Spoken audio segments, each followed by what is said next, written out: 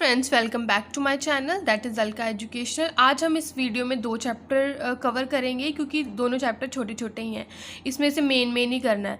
एक तो वाटर है, नेक्स्ट है हमारा एयर अराउंड अस। ये दोनों चैप्टर के इंपॉर्टेंट पॉइंट्स करेंगे हम, और ये वीडियो में यही 2 चैप्टर्स इंक्लूड होंगे। सो जो पहला है हमारा वाटर चैप्टर, तो हम इसमें इंपॉर्टेंट यही करेंगे ना, कवर हो जाएगा। इसमें कुछ है नहीं ऐसा जो ये करने से हमारा कुछ छूट जाएगा। तो water is essential for life. ये तो हमें पता है कि वाटर क्या है, बड़ा असेंशियल है। ये काफ़ी काम आता है हमारी डेली लाइफ में, ठीक है। कहते हैं जो वाटर वेपर्स हैं get added to air by evaporation and transpiration. अब जो वाटर वेपर्स हैं ना, ठीक है, जो एयर में है वाटर वेपर्स है, वो क्या होते हैं with the help of heat, ठीक है, सन की हीट से क्या होते हैं वो हवा में चले जाते हैं, उसको इवेपोरेशन कहते हैं। एंड ट्रांसपीरेशन क्या होता है, ट्रांसपीरेशन क्या होता है कि जब लीव्स में से जो वाटर है वो एयर में जाएगा, उसको ट्रांसपीरेशन कहेंगे। तो water vapour in the air condense to form a tiny drop of water. Obvious है कि जो वाटर वेपर है जब वो कंडेंस हो जाता है हवा में, तो वो क्या बन जाता है, पानी की ड्रॉप्स बन जाता है, विच अपेयर एज क्लाउड, और जिसको क्लाउड बोला जाता है। Many tiny water drops come together and fall down as rain, snow और हेल। कि जब ये जो वाटर ड्रॉप्स है जब इकट्ठी हो जाती है तो ये किस फॉर्म में नीचे आती है, रेन, स्नो और हेल की फॉर्म में। Rain, hello and snow replenish water in river, lake, pound, well and soil. ये जो इनसे जो पानी आएगा वो कहाँ पर जाएगा, रिवर में, लेक्स में, पॉन्ड्स में, वेल में और सॉइल में। The circulation of water between ocean and land is known as water cycle. ये तो हमें पता है, ये छोटी क्लासेस में पढ़ा था हमने कि वाटर साइकिल क्या होता है। एक्सेसिव रेन की वजह से फ्लड आ जाता है, और कम रेन की वजह से क्या आ जाता है, ड्रॉट, ठीक है। The amount of usable water on earth is limited, so it needs to use carefully. Obvious है कि पानी हमारा क्या है, अर्थ में लिमिटेड है, सो हमें वाटर को केयरफुली यूज करना चाहिए। इसमें हमारे फिलिप्स आगे कहते हैं process of changing water vapour में जब कन्वर्ट होगा उसको इवेपोरेशन कहेंगे, और वही वाटर वेपर जब वाटर में कन्वर्ट होगा उसको कंडेंसेशन बोलेंगे, ठीक है, ठीक है, कंडेंसेशन बोलेंगे। नो रेन फॉर ईयर, अगर सालों साल कोई रेन नहीं हो रही उसको ड्रॉट बोलेंगे। अगर ज़्यादा एक्सेसिव रेन हो रही है उसको हम फ्लड बोलेंगे, ठीक है। ये ट्रू और स्टेट फॉर ईच स्टेटमेंट देंगे, ठीक है, 1 वर्ड आंसर है। कहते हैं जो वाटर ड्रॉप्स है, ठीक है, appears on outer side of glass containing cold water. आप देखें ठंडे ग्लास का पानी ही लो तो जो पानी है वो क्या हो जाता है, ग्लास के बाहर बूंदों में आ जाता है, ठीक है, उसकी सरफेस पे लगा होता है ग्लास की, उसको हम कंडेंसेशन कहते हैं। क्या कहते हैं, कंडेंसेशन। कहते हैं steam rising from wet clothes while they are iron. जब हम क्या करते हैं, जब हम कपड़ों को प्रेस करते हैं तो उसमें से स्टीम निकलती है ना, उसको हम क्या कहते हैं, इवेपोरेशन बोलते हैं, कि वेपर्स निकल रहे हैं, स्टीम निकल रही है। Fog appearing on a cold winter morning, जब फोग आती है, ठीक है, वो भी क्या है, condensation. Black board ड्राइज up after wiping, जो ब्लैक बोर्ड को हम जब वाइप करते हैं, साफ करते हैं, तो क्या हो जाता है, वो सूख जाता है, वो भी क्या है, इवेपोरेशन। स्टीम, जब भी स्टीम की बात हो रही है ना, या वेपर्स की बात हो रही है, वो हवा में उड़ रहे हैं या कुछ भी है, उसको हम इवेपोरेशन बोलेंगे। Steam rising from a hot ग्रिडल when water is sprinkle on it, ठीक है, ग्रिडल, तो वो भी क्या है, इवेपोरेशन है कि स्टीम निकल रही है। उसके बाद हमारे ट्रू फॉल्स आ जाएंगे। Water vapour is present in air only during monsoon, ऐसा तो कुछ नहीं है, वाटर वेपर तो प्रेजेंट है always. Water evaporate into air from ocean, river and lake but not from soil, ऐसा कुछ नहीं है, सॉइल में भी तो पानी ही होता है, उससे भी तो इवेपोरेट करेगा। The process of water changing into vapours, vapour में जब वो चेंज हो जाएंगे उसको इवेपोरेशन बोलेंगे। The evaporation of water take place only in sunlight में ही होती है, ऐसा कुछ नहीं है, क्योंकि देखो ना, सर्दियों के मौसम में भी तो हमारे कपड़े सूख रहे हैं, तो सर्दियों मतलब जब बारिश के मौसम या कुछ ऐसा, ये है कि टाइम लेगा, वो ज़रूरी नहीं है कि सन होगा तभी इवेपोरेशन होगी। Water vapour condense to form tiny drops of water in upper layer of air where it cooler. yes, true है, जो वाटर वेपर है जब वो हवा में ऊपर चल जाते हैं वो कंडेंस हो जाते हैं और वो लिटिल ड्रॉप्स का रूप ले लेते हैं। तो अब ये वाला चैप्टर हमारा वाटर यहीं कंप्लीट हो गया, यही इसमें मेन था, और कुछ था नहीं इसमें। इसमें एक है रेन वाटर हार्वेस्टिंग। क्या होता है कि जो रेन के वाटर को स्टोर कर लिया जाता है ताकि वो उसको बाद में यूज़ किया जाए, ठीक है।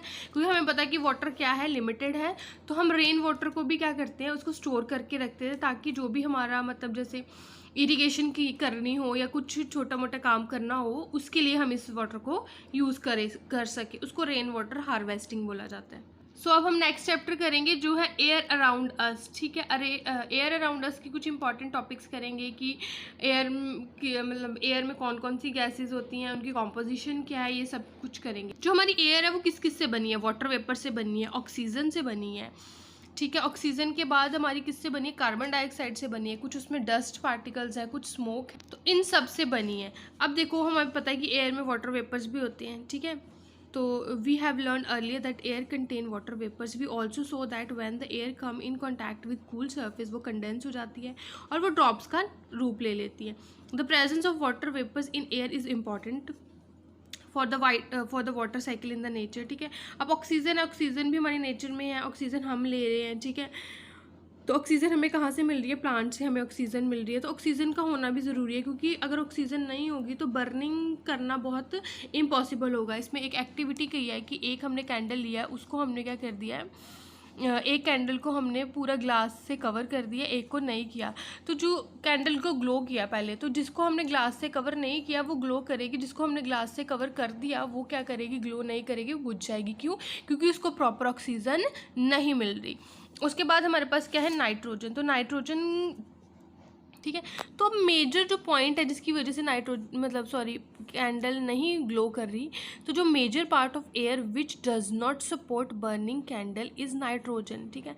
It take up nearly 4/5 of the space that air fills, ठीक है, ठीक है। एयर में इतनी मतलब कि 4/5 ऑफ द स्पेस है ना जो, वो फील्ड विद क्या है, नाइट्रोजन। कार्बन डाइऑक्साइड हमें पता है कि जो प्लांट्स हैं वो क्या लेते हैं, कार्बन डाइऑक्साइड लेते हैं। तो in close room if there are some material that is burning you may have felt suffocation.